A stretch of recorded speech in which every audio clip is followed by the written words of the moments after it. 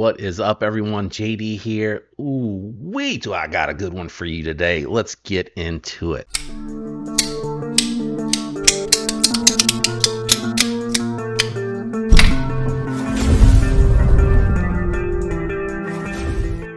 What's got me so excited, guys? This is the Ketuo Yakuza. I am really enjoying my time with this one. I normally actually try to, because I know there are others on the other side of this waiting to take a look at it. I usually try to get through these quickly, but I definitely took the full amount of time that I am allotted to spend with to hang out with this guy. It has really impressed me that much. There are a couple of versions out there. They start at $250 right out the gate, which I think is phenomenal price, because I also know that Ketuo does a good job with their heat treat for a production model. They do a really good factory edge. They usually give you very good cutting geometries, and they give you a lot of unique features here. For instance, this backspacer is crazy. It is 3/4 lengths. It is grooved with gearing, and it has the lanyard hole built into it with another groove on the other end of it, and it completely wraps around. Like, that to me is really cool attention to detail. You got jimping here for the front flipper. Another cool aspect of this one is it does have a thumb disc that is removable.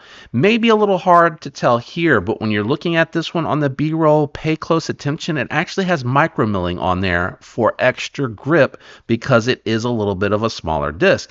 Also, the hole that it leaves behind if you remove this is very minuscule, so it is very minor. You can take it off there if you don't love that. I also love that they did the pill shape opening hole with the actual cutout. I think that is really cool. Just a very unique feature overall. The inlay transition work on here is really good. I do feel a little bit here, but right on the flat part and before that part, very smooth. And then on this side, it is very smooth. And then, of course, it goes all the way to the scales edge, and the finish on all of that is really well done. The blade shape on this thing, man, that detent is good. You got an American style Tonto on here. Hollow grind with a nice thick wedge out here on the tip for strength. And it's going to be really good for those puncture tests out here, and then a little swedge to help reduce the drag when you're going across the material. Now, I did take this down to the garage to demonstrate. Excellent ergos. As I mentioned, a fantastic factory edge. Of course, with the hollow grind, you're going to get great cutting geometry, and it performed pretty good on those detailed works. American Tontos are a little weird because you do have that secondary tip. To me, I would just sharpen straight through, knowing that I would have different edge angles on here just to make it easier to sharpen and just to round it out. Not a huge Tonto fan. I don't have any hate towards them.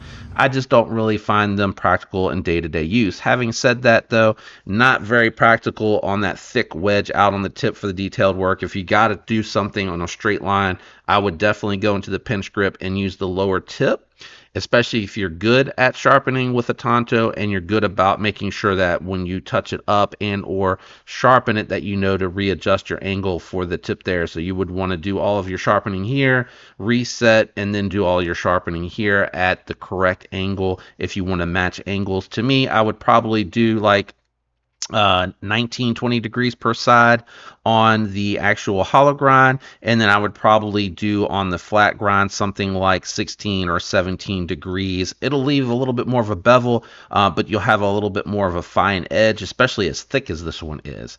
Now, I was a little concerned when I went to check for the lock bar access. That looks really tight, but the wedge on here, if you go all the way up into the corner, works really well. You got to be careful, though, on this guy, because he will sneak up on your thumbnail very quickly, and he will leave little dents on them if you're not careful. Having said that, even though it is just a small exposed bolster, I actually found that because of the way that this chamfer is done, it's actually very satisfying to slide over for the disengagement, and it is a little tight if you like to finger disengage when you're pulling out of your grip. So if you're in your grip, you're doing your cut, and then you pull out, it's a little tight for me with the larger hands. Smaller hands, you're going to be okay here.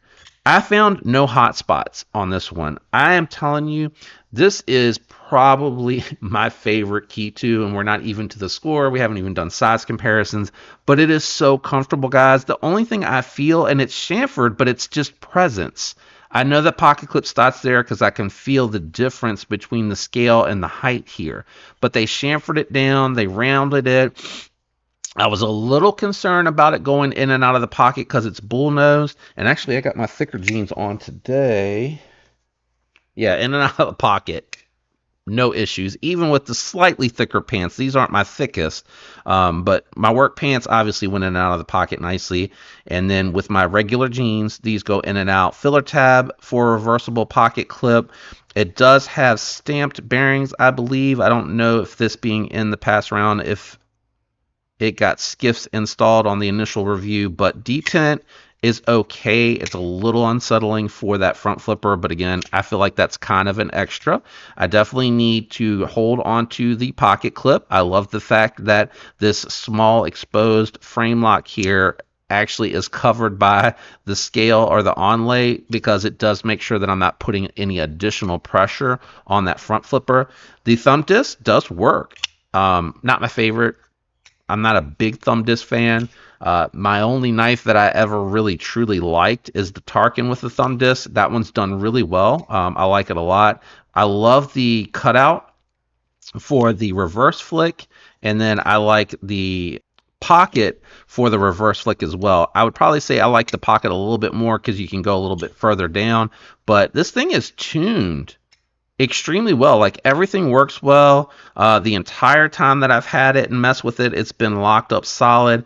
I like that just a lot. I mean, I am really smitten with this one. If you like the shape and the looks of this one, the ergos are really good in my opinion of this. I like it a lot. Okay, let's do some size comparisons.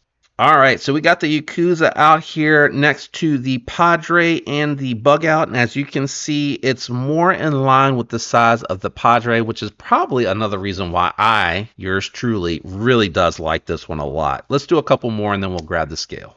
All right, guys, now we have the Echo and the Manix 2 Lightweight out here, and as you can see, the Yakuza is a little bit bigger than the Echo, and just on the table, it looks like it's maybe a hair shorter than the Manix 2 Lightweight, with the same blade length, so a good full-size knife. Let's grab the scale and check the weight on this one. You know, guys, in spite of its size, I think this one is probably going to come in at a really respectable weight. I'm thinking like around 4 ounces. Wow, that kind of surprises me. 4.8, it doesn't feel like it. And it's got to be because it has the tall handles. So when I'm holding it at hand and I'm holding onto so much of it, it's kind of disguising its weight to me. I'm surprised it's not like 4 to 4.5. 4.8 puts it really close to the Padre, which to me is not too heavy. But some people are not going to like the weight. They're going to think that that's too much. All right, let me grab the scale, move it out of here, and we'll wrap up with final thoughts and impressions. Okay, guys, final thoughts and impressions time on the Yakuza. I grade on a scale of 1 to 10. Okay, 1 is the worst, 10 is the best. 7 caps budget knives. So, like a 7 budget knife would be the most perfect budget knife you've ever seen. The reason I leave a little bit of wiggle room above 7 is for super steels and premium materials like titanium and carbon fiber being combined on the knife. Sometimes it's reverse. You get titanium, budget steel. Sometimes you get premium steel and FRN. So there are anomalies within that, but it's the way that I have found to be the most consistent when grading a knife. So what goes into it? Fit, finish, performance, and ergos are all things that are important in the score of this. I take all of that into consideration. Having said that, I mentioned earlier, this is 100% my most favorite to date Ketuo knife that I've encountered, and that's not to be taken lightly because I don't love a Tonto. I like a drop point, a spear point, a Wharncliffe, a sheep's foot, a modified sheep's foot, a modified Wharncliffe. Like, that's my wheelhouse of knives that I like because of how I used them. Tontos are cool looking. I don't really like a Persian. That's not something I'll really ever truly love. Having said all that, I'm bouncing around a little bit. I'm bouncing in and out. I think I'm going to land at 8.4 on this one. 8.4 feels right because this knife feels right. There's so much good about this. And again, Ketuo's fit and finish are second to none.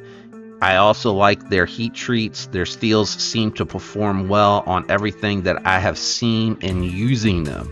I'm not really talking about testing the steel for HRC. I'm talking about, is it sharp? Does it hold an edge? Did it ever get chippy? Did it ever corrode? Did I ever have any issues with it rolling?